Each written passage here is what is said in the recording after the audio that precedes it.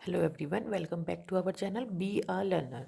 आज का हमारा वीडियो जो रहने वाला है वो है क्लास 12th के लिए भी, बीएड में भी, एमएड में, बीकॉम में, बीबीए में, सब में ये कॉमन टॉपिक है जो कि है मैनेजमेंट बाय ऑब्जेक्टिव।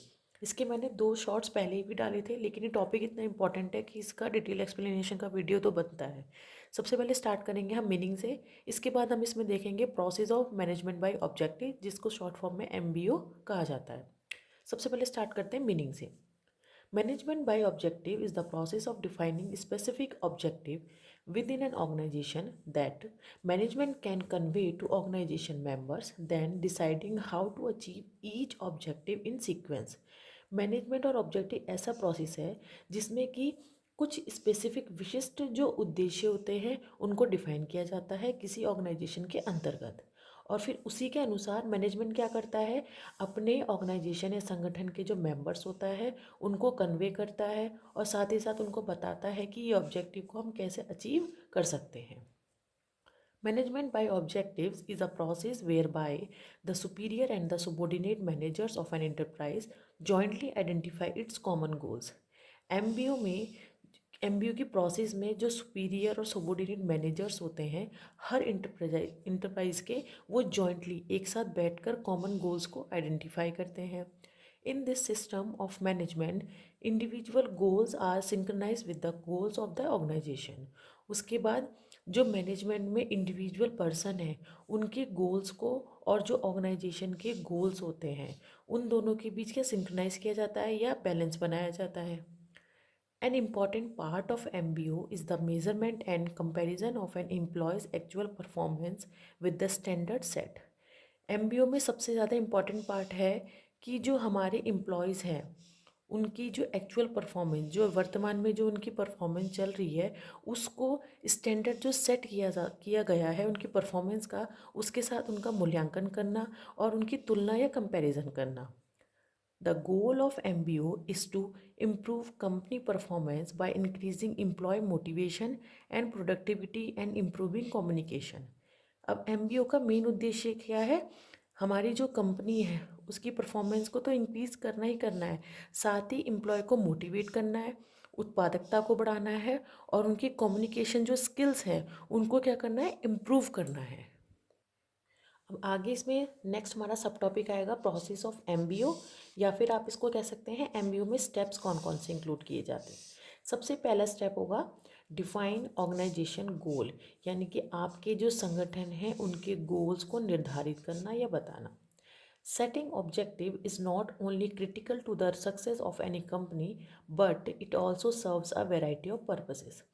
किसी भी ऑर्गेनाइजेशन की जो ऑब्जेक्टिव है उसको उनको पहचानना उसकी कंपनी को सिर्फ सक्सेस की ही नहीं बताता बल्कि उसके कुछ उद्देश्यों की भी पूर्ति करता है। It needs to include several different type of manager in setting goals. अब इन गोल्स को निर्धारित करने के लिए हमारे ऑर्गेनाइजेशन में जितने भी डिपार्टमेंट के मैनेजर्स होते हैं, अब वो सेल डिपार्टमेंट हो सकता है या किसी भी टाइप का डिपार्टमेंट, उन सब के मैनेजर्स को लेकर उनके विचारधाराओं को लेकर ही गोल को आइडेंटिफाई या सेट किया जाता है। The objectives set by the supervisor are provisional based on an interpretation and evaluation of what the company can and should achieve within a specified time. जो भी हमारे ऑब्जेक्टिव सेट किए जाते हैं वो इस बेस पर होते हैं, उनका मूल्यांकन इस ढंग से किया जाता है कि हमारी जो कंपनी है वो क्या अचीव कर सकती है और वो क्या अचीव करना चाहिए एक स्पेसिफाइड टाइम के अंतर्गत। नेक्स्ट हमारा इसमें स्टेप आएगा define employ objective. Once the employees are very briefed about the general objective, plan, and strategies to follow, the managers can start working with their subordinates on establishing their personal objective. जब एक बार हम employees को अपने जो general objectives हैं यानी कि जो कंपनी के गोल्स हैं उनको जब हम बता देते हैं, उनके प्लान बता देते हैं, रणनीतियाँ बता देते हैं जो कि उनको फॉलो करनी है, उसके बाद मैनेजर्स क्या करते हैं, अपने सुबॉर्डिनेट्स को उनके जो पर्सनल ऑब्जेक्टिव्स हैं उनके बारे में काम करना शुरू कर देते हैं। This will be a one on one discussion where the subordinates will let the managers know about their targets and which goals they can accomplish within a specific time and with what resources. ये क्या होता है, एक one on one discussion होता है सुबॉर्डिनेट्स और उसके manager के बीच में, जहाँ पे सुबॉर्डिनेट्स बताते हैं कि उनके टारगेट्स क्या हैं, उनके गोल या उद्देश्य क्या हैं जिसको वो एक स्पेसिफिक टाइम में कंप्लीट करना चाहते हैं और किन रिसोर्सेज के साथ करना चाहते हैं। नेक्स्ट हमारा स्टेप है continuous monitoring of performance and progress. MBO process is not only essential for making line managers in business organization more effective, but also equally important for monitoring the performance and progress of the employees.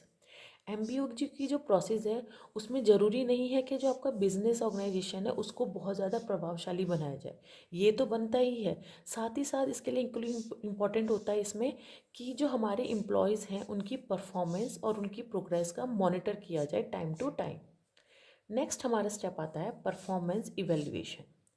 With in the MBO framework the performance review is achieved by the participation of the manager concern. MBO framework के अंतर्गत जो भी हमारे manager जिनको manager हमारे employees के लिए दिए जाते हैं वो क्या करते हैं, उसकी एम्प्लॉयज़ के परफॉर्मेंस का या पार्टिसिपेशन के बारे में रिव्यू देते हैं। नेक्स्ट स्टेप है providing feedback. In the management by objective approach, the most essential step is the continuous feedback on the results and objectives, as it enables the employees to track and make correction to their action. अब MBA process में आगे है जो most important step होता है वो है आपको लगातार फीडबैक देना या प्रतिक्रियाएं देना उन रिजल्ट पर जो कि एम्प्लॉयज़ को काम सौंपा जाता है, उनको देखना क्या वो सही ट्रैक पर चल रहे हैं और अगर कुछ करेक्शन की ज़रूरत है तो उस चीज़ के लिए एक्शन लेना। लास्ट हमारा स्टेप आता है performance appraisal. Performance reviews are a routine review of a success of employees within MBA organisation. किसी MBA ऑर्गेनाइजेशन के अंतर्गत परफॉर्मेंस रिव्यू क्या है, एक तरीके से रूटीन रिव्यू होता है जो कि मैनेजर्स देता है एम्प्लॉय की सक्सेस के बारे में। ये था हमारा MBO का प्रोसेस और स्टेप हमने देखे डिटेल एक्सप्लेनेशन के साथ। अब हम देखते हैं फ्लो चार्ट, जिसमें कि फर्स्ट हमारा स्टेप आया था डिफाइन ऑर्गेनाइजेशन गोल्स, सेकंड आया था define employ objectives, next monitoring of performance, next है performance evaluation, next is providing feedback and last one is performance appraisal.